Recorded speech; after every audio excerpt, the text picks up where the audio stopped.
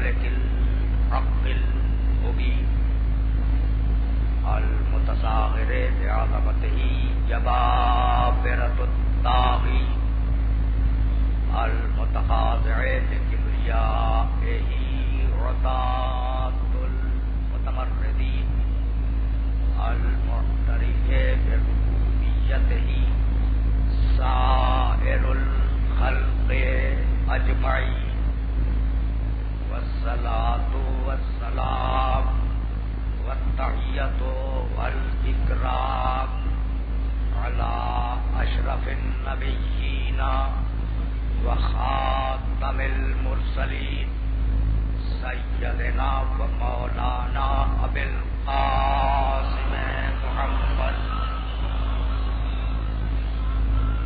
وأهل بيته الطيبين الطاهرين المعصومين المظلومين.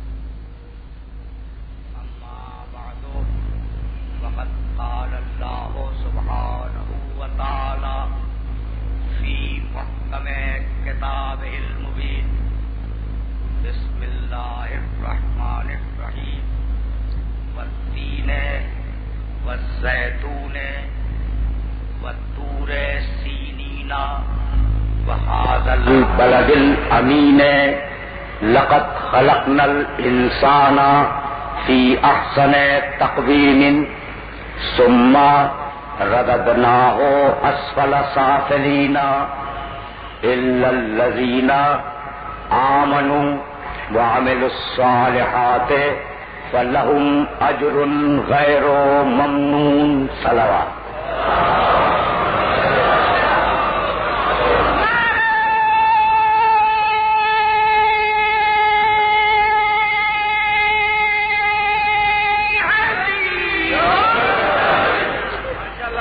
عزیزان محترم، سورہ تین کے ذیل میں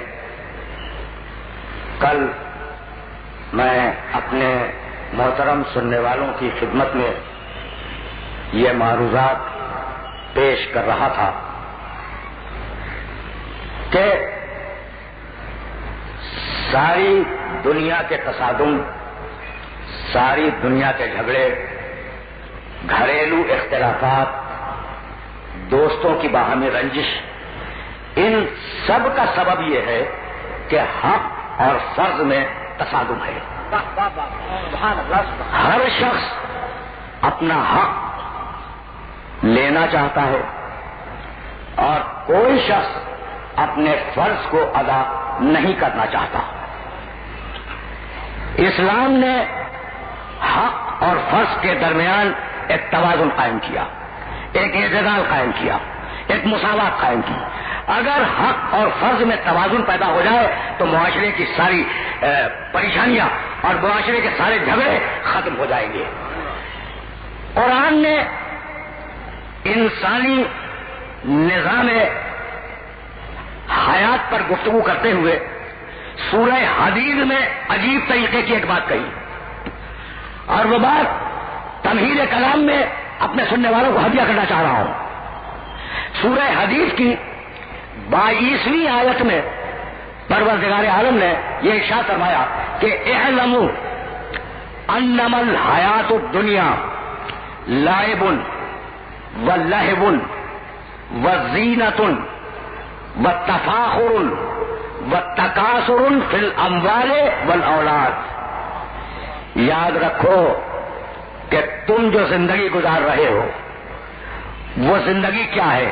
انما الحیات الدنیا لعب، کھیل ہے، لہو دھن ہے، زینت آرائش ہے، تفاخر ایک کا دوسرے پر فخر کرنا ہے، وتکاثر فی الاموال والاولاد، اور بڑھاپے میں اس بات پر فخر کرنا ہے کہ اولاد بھی کثرت سے ہے، مال بھی کثرت سے ہے. آپ نے آیت دیکھی. اب دیکھیے موضوع کے حق کو تو ادا کرنا ہے نا، نظام حیات انسانی موضوع کے حق کو ادا کرنا ہے. اب ایک مرتبہ اور سنیں، دنیا کیا ہے؟ کھیل ہے، دھن ہے، لائب ولہو، زینت ہے، آرائش، تفاخر ہے، ایک دوسرے کا فخر کرنا، اور تکاثر ہے اموال میں بھی اور اولاد میں بھی۔ کبھی آپ نے اس نقطۂ نظر سے غور فرمایا کہ جب انسان پیدا ہوتا ہے تو بچے کی پوری سرگرمی کھیل کی طرف ہوتی ہے، بچے کی پوری سرگرمی، پوری زندگی کھیل کے لیے ہوتی ہے۔ تو تم جب دنیا میں آئے تو کھیلتے رہے، اور جب بچپنے سے لڑکپن میں آئے تو اب کوئی نہ کوئی دھن ہے، کوئی نہ کوئی مشغلہ ہے، کسی نہ کسی فکر میں پڑے ہوئے ہو۔ اور جب لڑکپن سے نکل گئے تو زینتن، اب زینت چاہتے ہو کہ اچھا لباس ہو، اچھا مکان ہو، اچھی سواری ہو، اچھی شریک زندگی ہو۔ اور جب اس دھن سے نکل گئے تو تفاخرن، اب ایک دوسرے پہ فخر کر رہے ہو کہ ہم ایسے، تم ہم سے کمتر، ہم ایسے، تم ہم سے کمتر ہو۔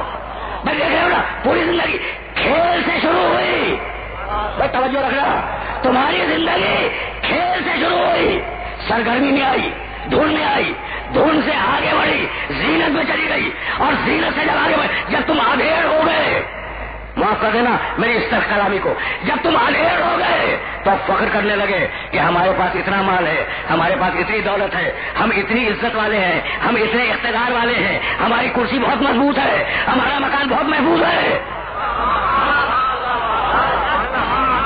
اور جب ادھیڑ عمری سے بڑھاپے کی طرف گئے تو اب ایک اطمینان ہے کہ ہم نے اتنی اولاد چھوڑی، اتنی اولاد چھوڑی اور اتنا مال چھوڑا۔ بھائی بہت توجہ رکھنا، بہت توجہ رکھنا، یہ تمہارا نظام حیات انسانی ہے کہ تم کھیل سے شروع ہوتے ہو، دولت سے ختم ہو جاتے ہو۔ یعنی عجیب بات ہے۔ دیکھو تمہید ہے، اور اس تمہید کو کسی مرحلے تک لے جاؤں گا، کسی مرحلے تک لے جاؤں گا۔ تمہاری زندگی کا آغاز کھیل سے ہے، تمہاری زندگی کا اختتام دولت پر ہے، دولت پر نہیں، دولت کے جمع کرنے پر ہے۔ یہ ہے تمہارا نظام حیات انسانی۔ اور اب قرآن نے آواز دی، بسم اللہ الرحمن الرحیم، الف لام میم، ذالک الکتاب لا ریب فیہ ھدی للمتقین الذین یؤمنون بالغیب ویقیمون الصلاۃ ویؤتون الزکاۃ ومما رزقناہم ينفقون۔ مومن اور متقی وہ ہے کہ جو ہم نے دیا ہے وہ خرچ کر دے۔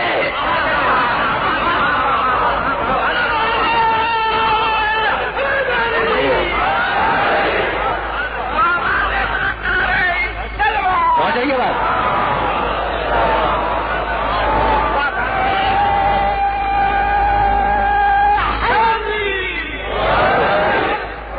دیکھیے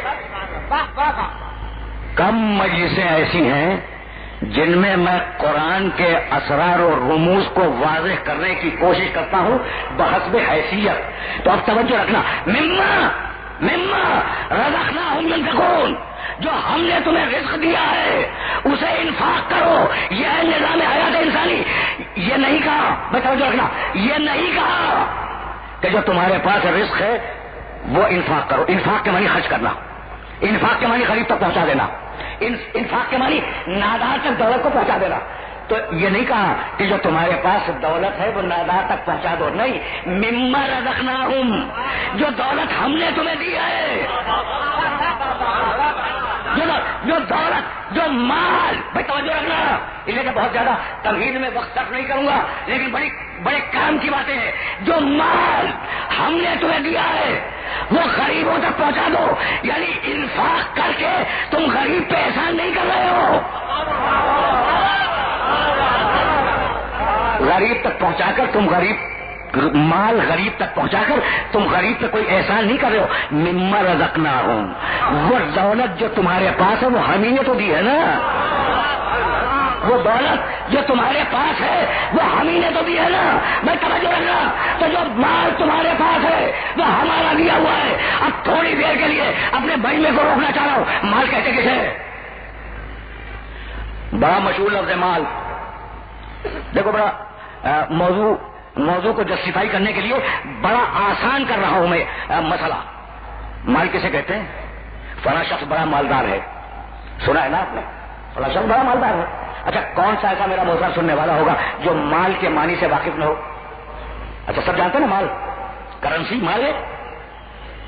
کار مال ہے؟ مکان مال ہے؟ نہیں. اب سنو مال کے معنی. المال ما یمیل الیہ النفس. مال اسے کہتے ہیں کہ جس کی طلب انسان میں پیدا ہو جائے. دیکھو بہت نازک مرحلے پہ میں لے آیا ہوں. مال المال ما یمیل الیہ النفس. مال اسے کہتے ہیں کہ انسان کا رجحان اس کی طرف ہو جائے. اگر رجحان ہو جائے تو وہ مال ہے, اگر رجحان نہ ہو تو وہ بیکار ہے. سنتے جاؤ.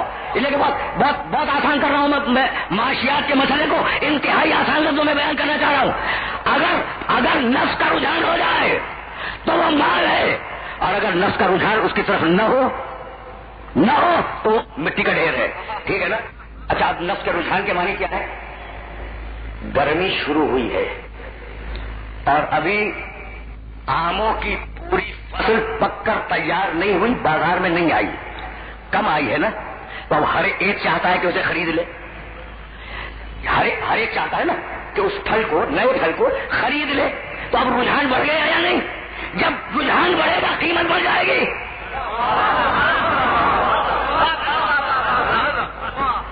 پہنچے یہ بات. جب رجحان بڑھے گا تو قیمت بڑھ جائے گی, اور جب وہی پھل بکثرت بازار میں آ جائے تو رجحان گھٹ جائے گا, قیمت گھٹ جائے گی. میں بہت توجہ رکھنا, اس لیے کچھ کہنا چاہ رہا ہوں. بھائی مجھے بتاؤ کہ سونا تمہارے کس کام آتا ہے؟ کھانے کے کام آتا ہے یا پینے کے کام آتا ہے؟ چاندی تمہارے کس کام آتی ہے؟ کھاتے ہو یا پیتے ہو؟ لیکن چونکہ نفس کا رجحان ہے, چونکہ نفس کا رجحان ہے, اس لیے سونا قیمتی, روٹی بے قیمت. بھائی بہت نازک مرحلے پہ لے آیا ہوں, اپنے سننے والوں کو بہت نازک مرحلے پہ لے آیا ہوں. ہر ایک سونے کی طلب میں ہے, ہر ایک سونے کو خریدنا پسند کرتا ہے. تو جس کی طلب میں ہو اس کی قیمت بڑھ گئی, جس کی طلب میں ہو اس کی قیمت. تو قیمت کس نے بڑھائی؟ تم نے. قیمت کس نے بڑھائی؟ تم نے بڑھائی ہے. مانگ کے, خرید کے قیمت تم نے بڑھا دی. ٹھیک ہے نا. اور روٹی چونکہ ہر دکان پہ دستیاب ہے اس لیے اس کی کوئی قیمت نہیں. جبکہ میرے نبی نے کہا اکرم الخبز فلولا لما عبید اللہ. دیکھو معاشیات کا اس سے بہتر اصول دنیا میں مل نہیں سکتا. احترام کرو روٹی کا, اگر روٹی نہ ہوتی تو عبادت بھی نہ ہوتی.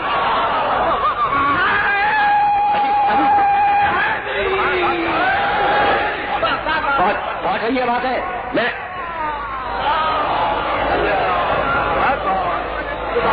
بھائی بہت توجہ ہے. اچھا, تو آپ نے جس چیز کو بھی خریدنا شروع کیا, اب تمہید میں زیادہ وقت نہیں لوں گا اور بہت تیزی کے ساتھ گزر رہا ہوں. آپ نے جس چیز کو خریدنا شروع کیا اس کی قیمت بڑھ گئی. ڈیمانڈ اور سپلائی کا مسئلہ ہے نا معاشیات میں, کہ جس چیز کی سپلائی کم ہوگی ڈیمانڈ زیادہ ہوگی, قیمت زیادہ ہو جائے گی. بھائی ہے یا نہیں؟ رسد اور طلب, اگر طلب زیادہ ہے اور رسد کم ہے تو قیمت بڑھ جائے گی. توجہ ہے. تو تم نے دیکھو مال میں مالیت کہاں سے پیدا ہوئی؟ بھائی یہی سمجھانا چاہ رہا ہوں اور یہی سے میں آگے بڑھ جاؤں گا. مال میں مالیت کہاں سے پیدا ہوئی؟ تم نے طلب کیا, وہ قیمتی ہو گیا. تو مال کی قیمت انسان سے ہے, انسان کی قیمت مال سے نہیں ہے. پہنچ رہی ہے بات؟ نہیں, میں تو کسی مرحلے تک لے جانا چاہ رہا ہوں نا. مال کی قیمت انسان سے ہے.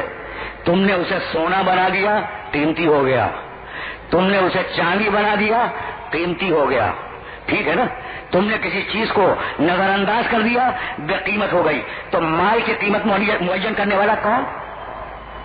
مال کی قیمت کون معین کرتا ہے؟ انسان. بھائی بہت توجہ ہے. تو مال کی قیمت انسان سے ہے, انسان کی قیمت مال سے نہیں ہے, انفاق سے ہے. دیکھو ابھی آ رہا ہوں میں اس مرحلے پر, جس مرحلے پر بات کو روک لوں گا. بھائی مال کی قیمت انسان سے, انسان کی قیمت انفاق سے ہے. بھائی توجہ فرمائیے گا. اب یہ سارے لوگ بیٹھے ہیں, توجہ ہے. ان کی قیمت یہ ہے اللہ کی نگاہ میں, ان کی قیمت یہ ہے کہ یہ انفاق کرے خدا کی راہ میں. جب تو قیمتی ہے, مال قیمتی بنا ہماری نگاہ سے, اور ہم قیمتی بنے انفاق کرنے سے. اب ایک ایسی منزل آئی جس نے زندگی بھر انفاق کیا. اب ایک ایسی منزل آئی جس نے زندگی بھر انفاق کیا تو پروردگار جو پوری زندگی انفاق کرے اس کی قیمت کیا ہوگی؟ کہا تم فکر کیوں کرتے ہو؟ چادر اوڑھ کے لیٹنے دو، نفس خریدوں گا، مرضی بیچوں گا.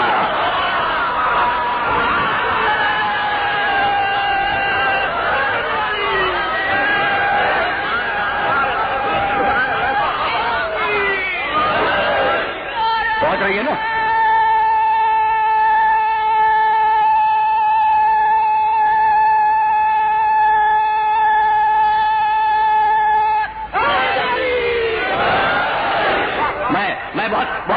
بہت دور نہیں لے جاؤں گا اپنے سننے والوں کو کہ بھائی تمہاری قیمت انفاق سے ہے، علی کی قیمت مرضی الہی سے ہے. بھائی توجہات مبذول ہے. تو تاریخوں نے لکھا اور بہت واضح الفاظ میں لکھا کہ فلاں نے اپنا مال پورا لٹا دیا. ہے نہیں تاریخ میں؟ ہے نا؟ فلاں نے اپنا آدھا مال لٹا دیا، فلاں نے زندگی میں 3 مرتبہ اپنا مال لٹایا. تو تاریخ نے لکھا ہے تو سچ ہی لکھا ہوگا. بھائی سننا اس لیے کہ کچھ کام کی بات کہنے جا رہا ہوں میں، اور یہی سے میں آگے بڑھ جاؤں گا. تو اب تاریخ کے بیانات میرے سر آنکھوں پر.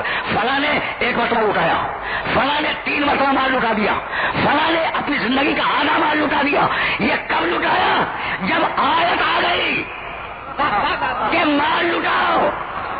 جب آیت آ گئی کہ مال لٹاؤ تو مال لٹا لیا.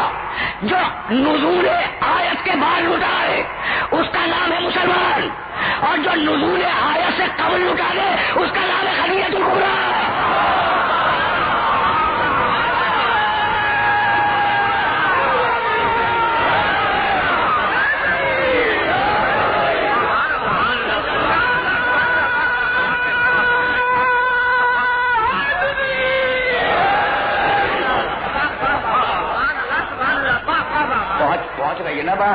پہنچ رہی ہے نا بات؟ میرے محترم سننے والوں تک بات پہنچ رہی ہے نا؟ یعنی خدیجہ کا مال، دیکھو جملہ عرض کرنے جا رہا ہوں، خدیجہ کا مال مکے کے مسلمانوں کے لیے بیت المال تھا. یہ وہ واحد ام المومنین ہے جس نے رسول سے مال لیا نہیں ہے، دیا ہے. پہنچ رہی ہے اگر بات؟ تو اب یہیں سے میں آگے بڑھ جاؤں گا. بھائی اگر خدیجہ سمجھ میں آ گئی تو کیسا لٹایا مال، کس طریقے سے مال کو لٹایا؟ یعنی وہ عرب کی دولت مند ترین خاتون. دیکھو اب میں مختلف زاویے سے بات کرنا چاہ رہا ہوں، اور وہ زاویہ اگر پہنچ گیا تو میں اجازت لے لوں گا.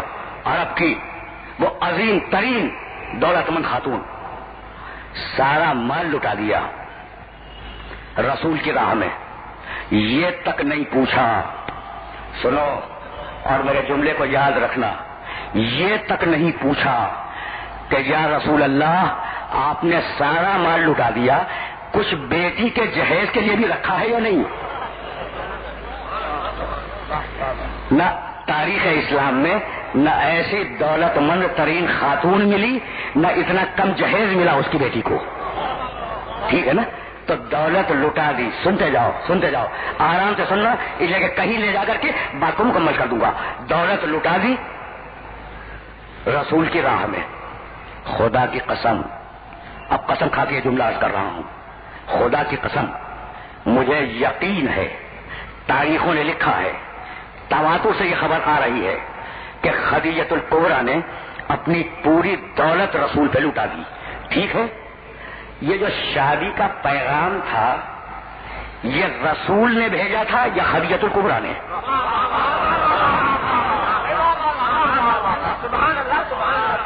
یہ جو شادی کا پیغام تھا یہ رسول نے بھیجا یا خدیجہ الکبریٰ نے؟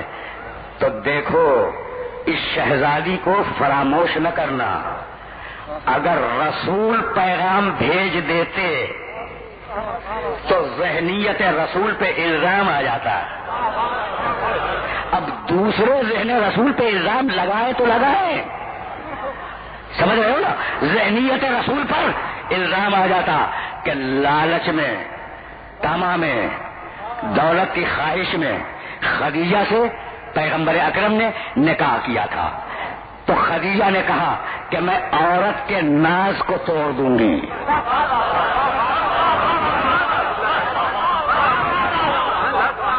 بھائی ہوتا یہی ہے کہ پیشکش لڑکے کی طرف سے ہوتی ہے، قبول لڑکی والے کرتے ہیں، لیکن خدیجہ نے اس رسم کو الٹ دیا تاکہ میرے محمد پر لالچ کا الزام نہ آنے پائے.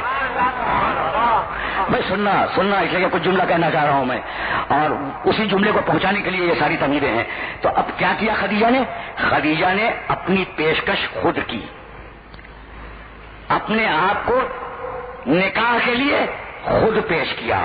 بہت توجہ رکھنا اس لیے کہ اگر یہ بات سروں کے اوپر سے گزر گئی تو میری ساری محنت بیکار ہو جائے گی. خدیجہ نے اپنے آپ کو پیش کیا کہ یا رسول اللہ آپ مجھ سے شادی کر لیں. یہ خلاف رسم دنیا تھا، یہ عمل خدیجہ کا خلاف رسم دنیا تھا. اور اب میں لا رہا ہوں اپنے سارے سننے والوں کو 1996 میں جب لڑکی کا وکیل اور لڑکے کا وکیل دونوں آمنے سامنے بیٹھے ہو اور اس وقت سیرا پڑا جا رہا ہو تو لڑکی کا وکیل کہتا ہے ان کہتو اور محمد صلوات.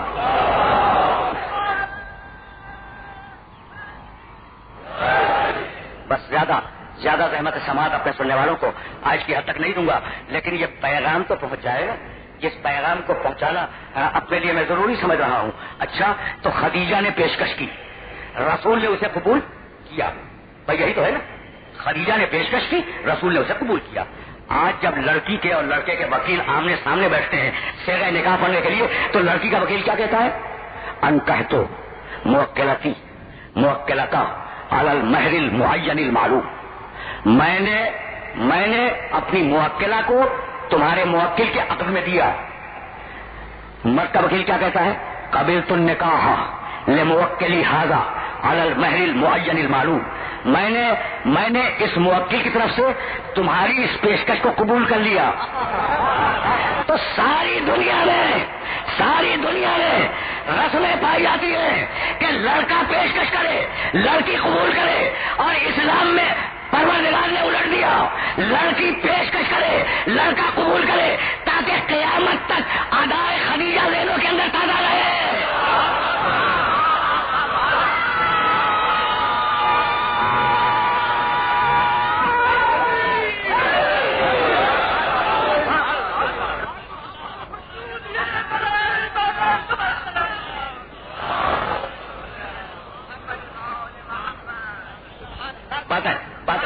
باتیں پہنچ رہی ہیں نا میرے محترم سننے والوں تک، تو میں بہت آرام سے آج کی گفتگو کو آگے بڑھانے کی کوشش کر رہا ہوں. اچھا، تو ایک گواہ ہے، ایک گواہ ہے خدیجہ کہ میرا محمد طمع نہیں رکھتا، میرا محمد لالچ نہیں رکھتا، میرے محمد کو دولت کی خواہش نہیں ہے. میں پیش کر رہی ہوں اپنے کو، اس نے پیش نہیں کیا. ایک گواہ ہے نا، ایک گواہ ہے. بہت توجہ رکھنا، ایک گواہ ہے نہیں. اب دوسرا گواہ کہ محمد میں لالچ نہیں ہے. جب ابو طالب خطبہ نکاح پڑھنے بیٹھے،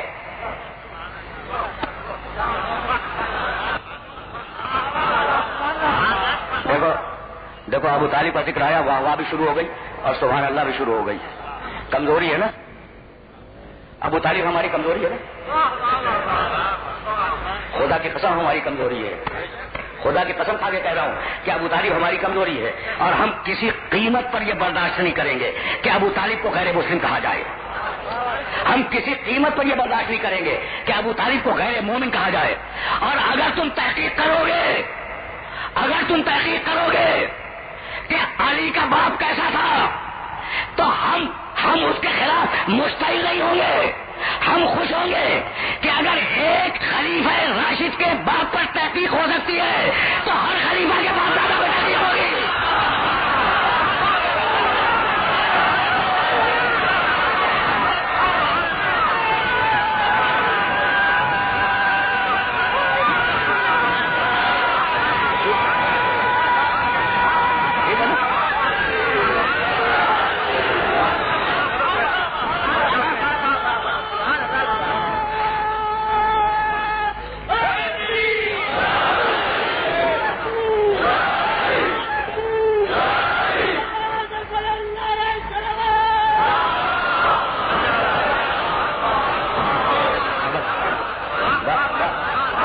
بات پہنچ گئی میرے محترم سننے والے تک.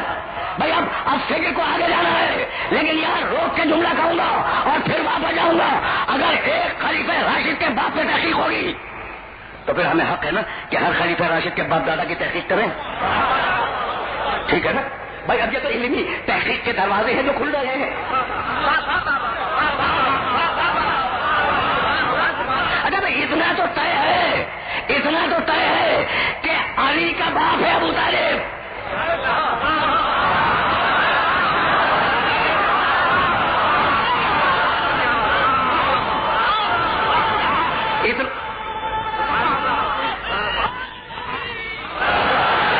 بھائی اتنا تو طے ہے نا کہ علی کا باپ ہے ابو طالب، اور یہی سبب ہے کہ علی جب بھی میدان جنگ میں گیا کہنے لگا انا علی ابن ابی طالب، میں ابو طالب کا بیٹا علی ہوں، میں ابو طالب کا بیٹا علی ہوں، میں ابو طالب کا بیٹا علی ہوں. کوئی جنگ ایسی نہیں ہے جنگ خیبر کے علاوہ جس میں علی نے اپنی ماں کا نام لیا ہے.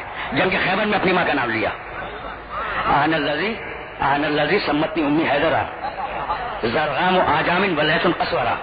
میں وہ ہوں کہ جس کی ماں نے اس کا نام حیدر رکھا تھا.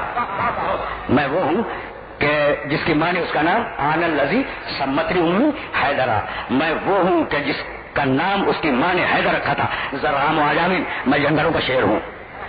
میں علی کہہ رہے ہیں میں جنگلوں کا شیر ہوں. ولیت القصورہ، صرف شیر نہیں ہوں، شیر ببر ہوں.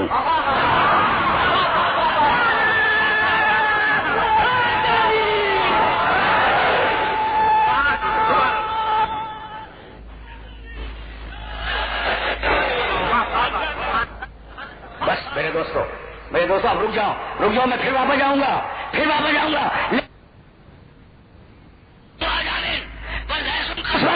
میری ماں نے میرا نام حیدر رکھا تو یہ کیوں نہیں کہتے کہ میرے باپ نے میرا نام علی رکھا؟ وہ کہہ سکتے تھے نا. کہنے لگے خیبر کے میدان میں کہ میری ماں نے میرا نام حیدر رکھا. کہہ دیتے کہ میرے باپ نے میرا نام علی رکھا. تو خیبر میں ماں کا تذکرہ کیا، باپ کا نہیں. اس لیے کوئی نہ کوئی مصلحت تو ہوتی ہے نا امام کے قول میں. اس لیے کہ مرحب کی ماں مرحب کو بتا چکی تھی کہ سب سے لڑنا حیدر سے نہ لڑنا. اچھا تو اب سنو، جب مرحب کی ماں مرحب کو بتا رہی تھی کہ سب سے لڑنا حیدر سے نہ لڑنا، تو کیا علی وہاں موجود تھے؟ نہیں تھے نا. تو پھر یہ علی تک خبر کیسے پہنچ گئی؟ اسی کا نام ہے علم غیب.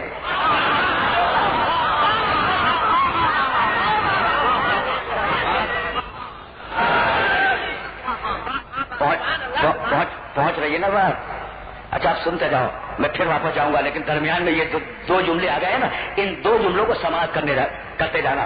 اچھا تو اب سن لیا مرحب نے سن لیا کہ جو سامنے آیا ہے وہ حیدر ہے. سن لیا نا. اب دل میں وسوسہ پیدا ہوا کہ ماں نے کہا تھا سب سے لڑنا حیدر سے نہ لڑنا. پلٹ گیا. دیکھو ایک جملے کے لیے رحمت دے رہا ہوں، میں واقعات دہرانے کا عادی نہیں ہوں، لیکن اگر میں کوئی واقعہ دہراؤں تو کوئی نتیجہ دینا مقصود ہوتا ہے. ٹھیک. پلٹا. مرحب گھبرا کے پلٹا کہ ماں نے کہا تھا کہ سب سے لڑنا حیدر سے نہ لڑنا. حیدر نامی شخص تمہارا قاتل ہے، وہی تمہیں قتل کرے گا. جب جا رہا تھا نا قلعہ خیبر کی طرف، تو اب یہ تو قصص الانبیاء والے بتائیں گے.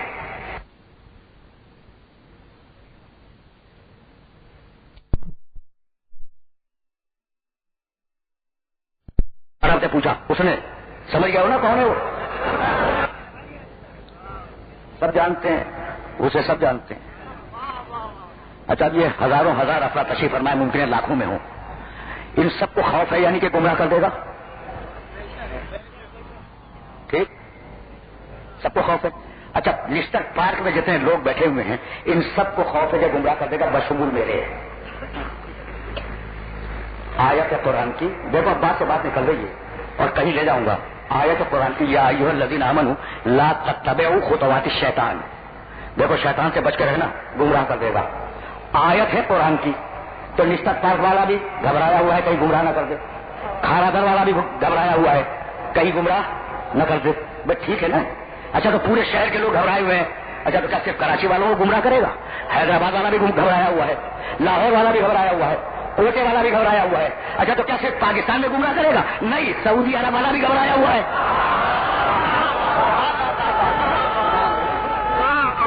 پہنچ رہی ہے نا بات؟ پہنچے نا بات؟ اچھا خلیج والا بھی گھبرایا ہوا ہے. تو جہاں جہاں قرآن حق پر مسلمان بستے ہیں وہ سارے مسلمان گھبرائے ہوئے ہیں کہ کہیں ابلیس مجھے گمراہ نہ کر دے. بھائی توجہ رکھنا، کہیں ابلیس مجھے گمراہ نہ کر دے. یعنی ہر ایک کو یقین ہے کہ ابلیس میرے قریب بھی ہے، مجھے دیکھ بھی رہا ہے. تو یہ عجیب مسلمان ہے کہ ابلیس کو حاضر ناظر مانتے، میرے محمد کو حاضر ناظر نہیں مانتے.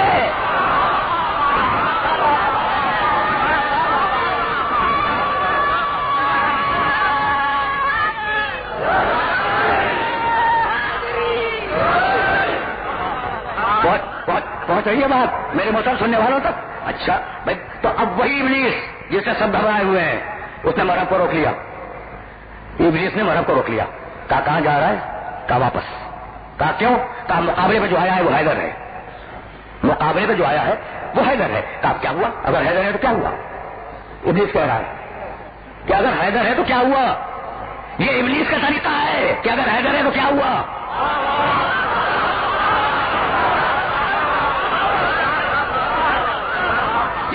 یہ ابلیس کا طریقہ ہے. بھائی حیدر ہے تو کیا ہوا، جا مقابلے پر، ورنہ اگر مقابلے پر نہ گیا تو عرب کی عورتیں قیامت تک تجھ پہ ہنسے گی. تو جانتے ہوئے کہ یہ حیدر ہے، ابلیس کے مشورے پر مرحب پلٹ آیا. جانتے ہوئے کہ یہ حیدر ہے، ابلیس کے مشورے پر مرحب پلٹ آیا. تو اب اگر کہیں کوئی حیدر کو حیدر جانتے ہوئے میدان میں حیدر کے مقابلے میں آ جائے تو ابلیس کا مشورہ حتمن شامل ہے.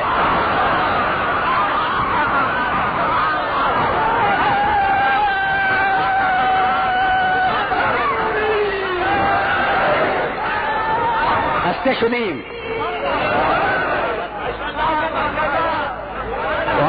پہنچ رہے ہو نا؟ بات پہنچ رہی ہے نا؟ اچھا تو ایک جنگ میں کہا تھا ایسا رکھا ہے، اور باقی ساری جنگوں میں کیا کہتے رہے؟ انا علی ابن ابی طالب، میں ابو طالب کا بیٹا علی ہوں. ہر جنگ میں کیا وہ خندق کی جنگ بھول گئے؟ انا علی ابن ابی طالب. کیا بدر میں علی کا رجز یاد نہیں ہے؟ کئی شعر ہیں اور اس میں ہے انا علی ابن ابی طالب، میں ابو طالب کا بیٹا علی ہوں، میں ابو طالب کا بیٹا علی ہوں، میں ابو طالب کا بیٹا علی ہوں. باپ میں اگر عیب ہو تو انسان دوست سے بھی چھپاتا ہے. باپ میں اگر عیب ہو تو انسان دوست سے بھی چھپاتا ہے. اور علی دشمن کے سامنے کہہ رہے ہیں میں ابو طالب کا بیٹا علی ہوں، میں ابو طالب کا بیٹا علی ہوں. جملہ ہدیہ کرنے جا رہا ہوں، میں ابو طالب کا بیٹا علی ہوں. تو یا علی چاہتے کیا ہو؟ تو بتلانا یہ ہے کہ میں ہوں ابو طالب کا بیٹا. توجہ ہے. یا علی تم بار بار ابو طالب کا نام کیوں لے رہے ہو؟ تو بتلانا یہ کہ میں ہوں ابو طالب کا بیٹا. اب جو میرے مقابل آئے وہ بھی تو بتلائے کہ کس کا بیٹا ہے.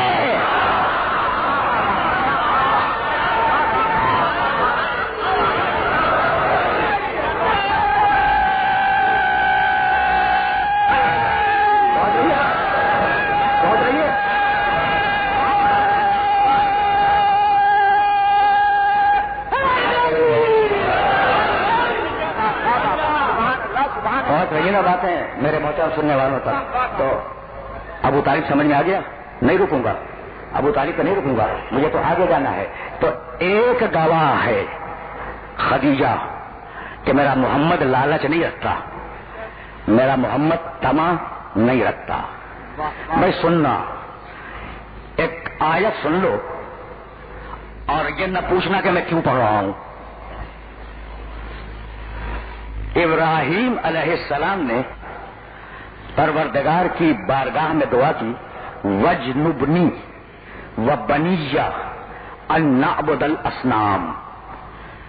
ابراہیم کی دعا ہے پروردگار مجھے اور میری اولاد کو بت پرستی سے محفوظ رکھ.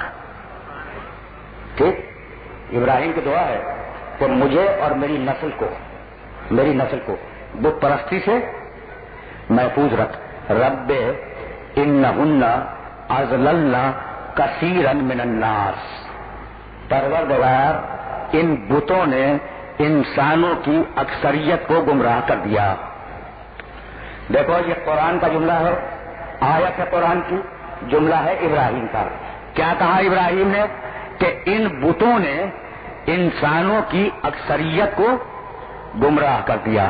بت نہ اٹھے، نہ بیٹھے، نہ سنے، نہ بولے، نہ تلوار اٹھائے، نہ کسی کو درہ مارے، نہ کسی کو سزا دے، اور پھر ابراہیم کہہ رہے ہیں کہ اس بت نے گمراہ کر دیا. تو اب یہ میرا مسئلہ نہیں ہے، ساری دنیا کے تفسیر لکھنے والے پریشان ہیں کہ ابراہیم نے یہ کیا کہہ دیا کہ ان بتوں نے انسانوں کو گمراہ کر دیا. تو لکھا ہے تفسیر لکھنے والوں نے، یعنی بلا فرقہ تفسیر لکھنے والوں نے اس آیت کی یہ توجیہ لکھی ہے کہ بھائی چونکہ وہ جگہ ان کے بیٹھنے کی نہیں تھی، وہ جگہ ان کے بیٹھنے کی نہیں تھی اور وہاں جا کے بیٹھ گئے، اس لیے اکثریت کو گمراہ کر دیا.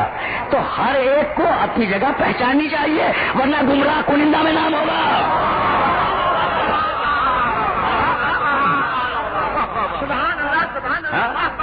پہنچ گئی بات، اب زیادہ زحمت نہیں دوں گا.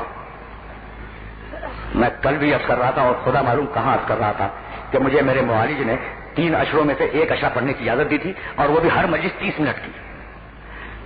اور اب اس سے زیادہ اپنے سننے والوں کو زحمت نہیں دوں گا. تو چونکہ مقام غلط پہ بیٹھ گئے تھے، اس لیے ابراہیم نے کہہ دیا یہ گمراہ کرنے والے ہیں. تو اب جو بھی غلط مقام پہ بیٹھ جائے وہ گمراہ کرنے والا ہے. تو کیا کہا؟ وجنبنی و بنی ان نعبد الاصنام. پروردگار مجھے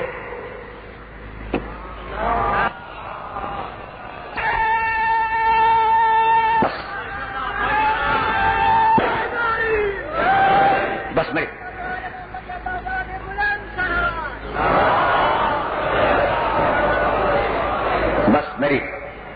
میری تقریر تمام ہو گئی.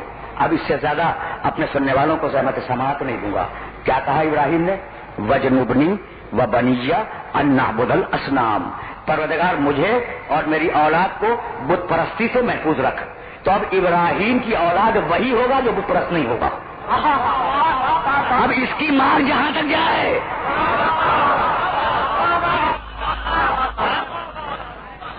اب اس جملے کی بات جہاں تک جائے، جو ابراہیم کا بیٹا ہوگا وہ بت پرست نہیں ہوگا. ٹھیک ہے نا بھائی؟ سننا یہ درمیان سے میں نے آیت کیوں پڑھ دی؟ یہ درمیان سے آیت میں نے پڑھی کیوں؟ تو اب جملہ سنو اور اس جملے کو آپ ذہن میں رکھ لینا. خدیجہ گواہی دے چکی، ابو طالب بیٹھے نکاح پڑھنے کے لیے، اور نکاح کو جو شروع کیا ہے سنو گے. الحمدللہ الذی جعلنا من نسل ابراہیم و زرع اسماعیل. مختلف طریقوں سے یہ خطبہ آیا ہے، 6 یا 7 طریقوں سے آیا ہے. حمد ہے اس اللہ کی. کون پڑھ رہا ہے؟ ابو طالب. کون بیٹھا ہوا ہے؟ محمد رسول اللہ. آخری صاحب شریعت. بس میری تقریر تمام ہو گئی. آخری صاحب شریعت بیٹھا ہے، پاسبان شریعت بیٹھا ہے، اولو العزم بیٹھا ہے، صاحب قرآن بیٹھا ہوا ہے. اور ابو طالب کہہ رہے ہیں حمد اس اللہ کی جس نے مجھے ابراہیم کا بیٹا بنایا. حمد اس اللہ کی جس نے مجھے ابراہیم کا بیٹا بنایا. تو ابو طالب یہ تم محمد کے خطبہ نکاح میں اپنی تعریف کیوں کر رہے ہو؟ تو بتلانا یہ تھا کہ بھائی میں ہوں ابراہیم کا بیٹا. اگر غلط ہے تو یہ تردید کر دے، اور اگر صحیح ہے تو میں کافر نہیں ہوں.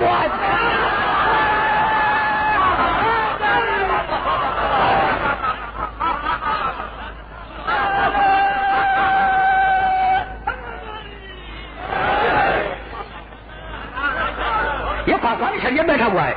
میں دعویٰ کر رہا ہوں اس کے سامنے کہ میں ہوں ابراہیم کا بیٹا. اگر غلط ہے یہ جھٹلا دے، اور اگر صحیح ہے تو میرے دامن سے شرک کبھی مس نہیں ہوا. اور اس کے بعد کہنے لگے وَإِن كَانَ، بھائی عجیب و غریب جملہ ہے، وَإِن كَانَ مُحَمَّدٌ فِي الْمَالِ قُلًّا.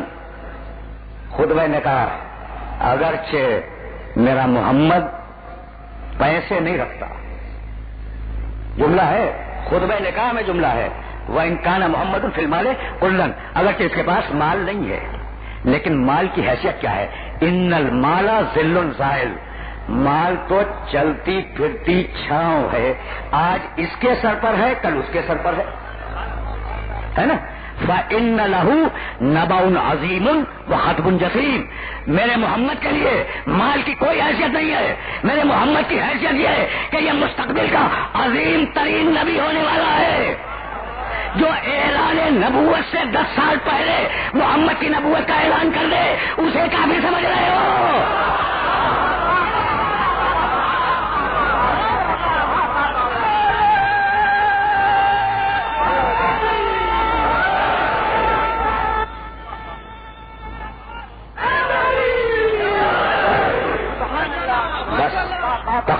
تقریر تمام ہو گئی ہے نا. تو اب محمد رسول اللہ کو لالچ کے الزام سے دو نے بچایا، ایک خدیجہ نے بچایا اپنے آپ کو پیش کر کے، ایک ابو طالب نے بچایا یہ کہہ کہ مال کی حیثیت کیا ہے، یہ تو عظیم ترین نبی ہے مستقبل کا. بھائی ہو گئی نا بات. تو اب دو ہیں کردار محمد کی حفاظت کرنے والے، پروردگار انہیں اجر کیا دے گا؟ ایک ہے خدیجہ، ایک ہے ابو طالب، یہ دو ہیں کردار محمد کی حفاظت کرنے والے، تو پروردگار انہیں اجر بھی تو دے گا نا. کہا کہ ہاں میں نے یہ طے کیا ہے کہ ایک کو کل ایمان بیٹا دوں گا، دوسرے کو صاحب تطہیر بیٹی دوں گا.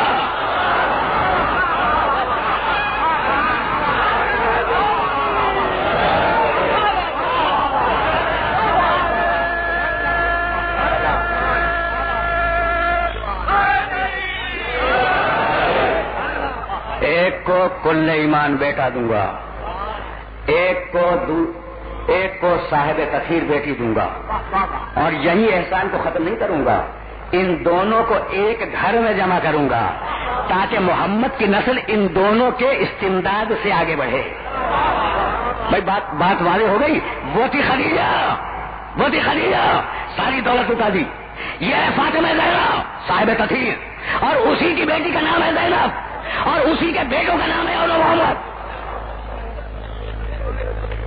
بس تقریر تمام ہو گئی، گفتگو تمام ہو گئی.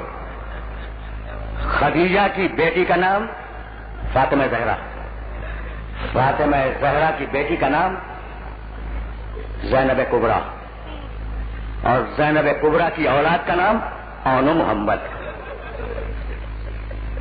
بھائی عجیب مرحلہ ہے نا، جہاں میں اپنے سننے والوں کو لے کے آ گیا. اب میں زیادہ زحمت سماعت نہیں دوں گا. بڑے مظلوم بچے ہیں تاریخ کربلا کے، اون محمد تاریخ کربلا کے بڑے مظلوم بچے ہیں. اب میں کیسے عرض کروں کہ بی بی رات کو یہ کہہ چکی تھی کہ بیٹو اگر میدان سے زندہ واپس آئے تو دودھ نہیں بخشوں گی.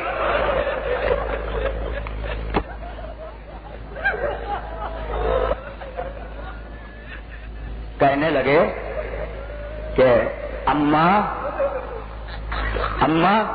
اگر ماموں نے جنگ کی اجازت دے دی تو فوجیں دیکھیں گی کہ جعفر طیار کے پوتے کیسے لڑتے ہیں. اجرکم اللہ. اس سے زیادہ اپنے سننے والوں کو زحمت نہیں دوں گا. مقتل بیان کروں گا، رضیہ کی امام بارگاہ میں بیان کروں گا، لیکن یہاں پر اپنے ایک جملے کی توجیہ کر کے اپنے سننے والوں سے اجازت لے لوں گا. ٹھیک ہے نا؟ یہی تو کہا تھا نا بچوں نے یہی تو کہا تھا کہ اماں اگر اجازت دے دی ماموں نے تو فوجیں دیکھیں گی کہ جعفر طیار کے پوتے کس طریقے سے لڑتے ہیں. بھائی میں کیسے عرض کروں، یہ تاریخ کربلا کے مظلوم ترین بچے جب ان کی لاشیں واپس آئی ہیں نا تو بیویوں نے زینب کو گھیر لیا. کہا بیوی چل کے بچوں کی شکلیں تو دیکھ لو. کہا نہیں میں بچوں کو حسین پہ قربان کر چکی. بس آخری جملہ سنو. اب اس سے زیادہ زحمتیں سماعت نہیں دوں گا. اب اس سے زیادہ زحمتیں سماعت نہیں ہے, لیکن اس قابل ہے یہ جملہ کہ سنتے جاؤ. شہادت ہوئی, سنو شہادت ہوئی. قافلہ اسیر ہوا, قافلہ شام گیا, شام سے قید خانے میں منتقل ہوا, قید خانے سے چھوٹ کے مدینے آیا. بس عزیزو تم نے گریا کیا, مجلس تمام ہو گئی. میں تو صرف تمہارے معلومات میں اضافے کے لیے ایک جملہ کرنا چاہ رہا ہوں. آ گئے نا سید سجاد اہل حرم کو لے کے. اچھا یہ بتاؤ کہ شہزادی کا گھر کیا مدینے میں نہیں تھا؟ تھا نا. عبداللہ ابن جعفر طیار کا گھر تھا نا. بی بی جب قافلے کے ساتھ واپس آئی ہے تو عبداللہ کے گھر میں نہیں گئی, بی بی نے قیام کیا سید سجاد کے گھر میں. پہنچ گئی بات. روزانہ صبح کو عبداللہ کا یہ دستور تھا کہ سید سجاد کے پاس آتے, سلام کرتے, گھنٹوں بیٹھے رہتے اور پھر سلام کرتے واپس چلے جاتے. سمجھ رہے ہو نا؟ عبداللہ کون؟ زینب کبریٰ کا شوہر, زینب کبریٰ کا شوہر. سمجھ رہے ہو نا؟ اچھا کئی دن گزر گئے, روز عبداللہ آتے, سلام کرتے, بیٹھتے, پھر سلام کرتے, واپس چلے جاتے. جب کئی دن گزر گئے تو سید سجاد نے عبداللہ سے پوچھا کہ عبداللہ کوئی کام ہے؟ ہاتھ جوڑ لیے. کہا فرزند رسول بس ایک کام ہے. شہزادی سے کہے کہ یہ بھی تو آپ ہی کا گھر ہے نا. شہزادی سے کہے کہ یہ بھی تو آپ ہی کا گھر ہے, کسی دن اپنے گھر میں تو آئے. عبداللہ گئے. سید سجاد نے شہزادی زینب سے کہا پھوپھی اماں عبداللہ روز آ رہے ہیں اور ان کی خواہش یہ ہے کہ کچھ دیر کے لیے آپ ان کے گھر میں چلی جائیں. بس یہ سننا تھا کہ شہزادی نے چیخ ماری. کہا بیٹے سجاد کیسا گھر, کس کا گھر؟ بھائی سننا, آخری جملے سننا. میں نے بڑی زحمت دے دی. کیسا گھر, کس کا گھر؟ کہا نہیں پھوپھی اماں نہیں, میری خواہش یہ ہے کہ ایک دن آپ عبداللہ کے گھر میں ضرور جائیں. بی بی ایک دن عبداللہ کے گھر میں داخل ہوئی. عبداللہ موجود نہیں تھے. یہ وہی گھر ہے نا جس میں یہ بچے پیدا ہوئے تھے؟ یہ وہی گھر ہے نا جن میں بچے کھیلا کرتے تھے؟ ایک مرتبہ گھر کے آنگن کو دیکھا, آنکھوں سے آنسو جاری ہوئے. ایک ٹیلے کے اوپر, آنگن میں ایک ٹیلا تھا, ایک ٹیلے کے اوپر شہزادی زینب بیٹھ گئی. اتنے میں عبداللہ آئے, کہنے لگے بی بی تم کون ہو؟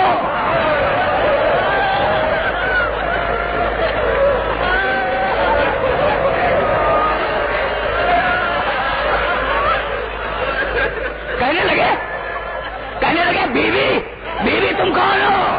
تو رو کے کہا کہ ہاں عبداللہ اب کیوں پہچانو گے؟ بس آخری جملہ سنو اور مجھے اجازت دے دو. رو کے فرمانے لگی کہ ہاں عبداللہ اب مجھے کیوں پہچانو گے؟ اور ایک مرتبہ جلال کے عالم میں کہا, بس آخری جملہ ہے تقریر کا, جلال کے عالم میں کہا کہ عبداللہ تم نے مجھے کیوں یاد کیا تھا؟ کیا اس لیے یاد کیا تھا کہ تم پوچھو کہ تمہارے دونوں بیٹے اور محمد کیسے لڑے, انہوں نے کیسے جنگ کی؟ عبداللہ نے اپنے رخساروں کو پیٹا. کہا نہیں بیوی نہیں, میں اپنے بچوں کو پوچھنے نہیں آیا, میں جانتا ہوں کہ میرا بھائی حسین دنیا کا سب سے بڑا بہادر تھا. بیوی بس اتنا بتا دو کہ میرا بھائی کیسے لڑا. کہا کیا پوچھتے ہو؟ تلوار نکالی اور یہ کہہ کے حملہ کیا. اب بھوکے کی جنگ دیکھو, اب پیاسے کی جنگ دیکھو, اب اس کی جنگ دیکھو جس نے اپنی تلوار.